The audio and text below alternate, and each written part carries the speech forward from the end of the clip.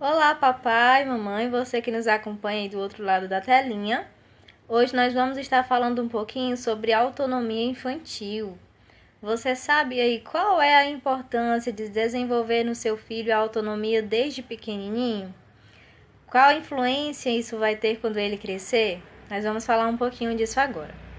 Pessoal, a primeira coisa, nós não devemos fazer pelos nossos filhos aquilo que ele já consegue fazer sozinho.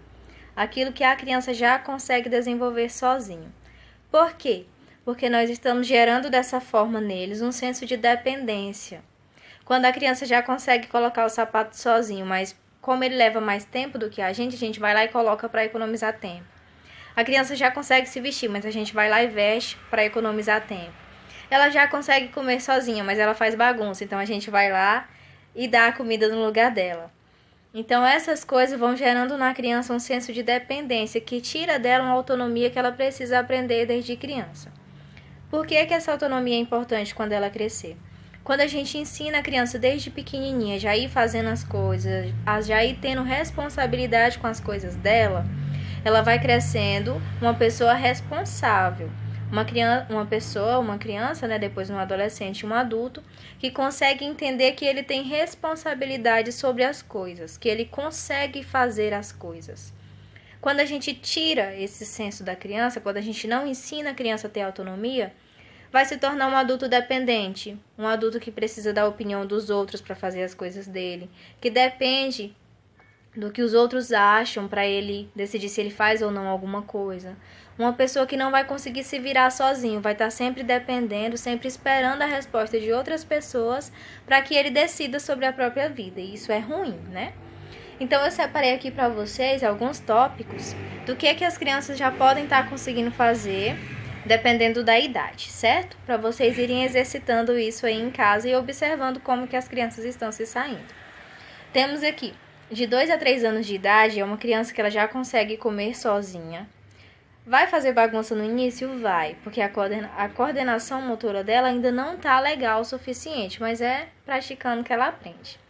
Ela já consegue comer sozinha, já consegue se acomodar na mesa sozinha, já consegue arrumar os brinquedos e já consegue colocar os sapatos, se for um sapato que não tenha cadarço, né? Ela já consegue fazer isso.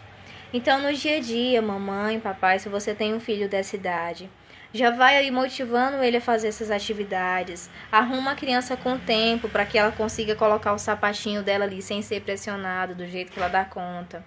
Se ela não conseguir o direito, vai lá, ensina, mas deixa a criança tentar, deixa a criança fazer.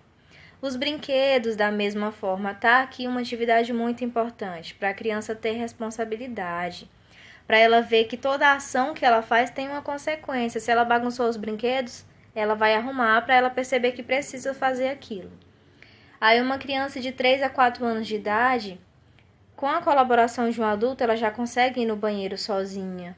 Ela já consegue arrumar a mochila da escolinha. É interessante que o pai vá arrumar, chame a criança para ajudar, colocar os cadernos, tirar o que não precisa levar.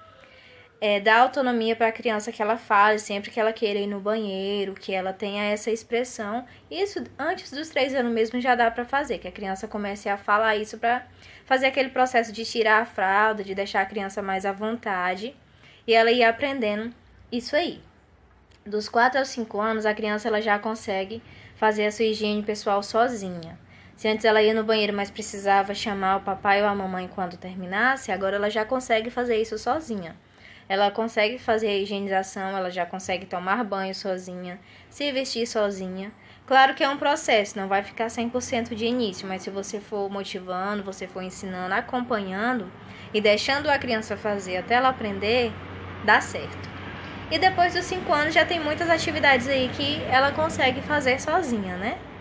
Todas essas outras que a gente falou e mais algumas. A partir dos 5 anos ela já pode fazer algumas atividades domésticas, lavar alguma vasilha que não corra risco de machucar, né? Que não tenha corte e nem pontas, tipo garfo, faca, essas coisas não. Mas aquelas, um prato, alguma coisa que não corre risco de machucar, deixa a criança lavar, deixa ela guardar alguma coisa. Ajudar a mãe na cozinha, ajudar a mãe a fazer um bolo, ajudar o pai a guardar algumas coisas. Vai passando essas atividades para que ela se sinta parte integrante daquela casa e que também tem responsabilidade ali.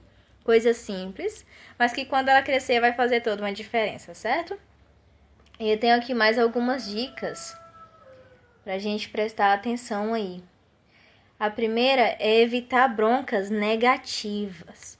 Quando a criança não estiver conseguindo fazer o que ela precisa fazer, fez bagunça, você evitar falar, você não dá conta, você só faz bagunça, o que você faz não presta, você não consegue.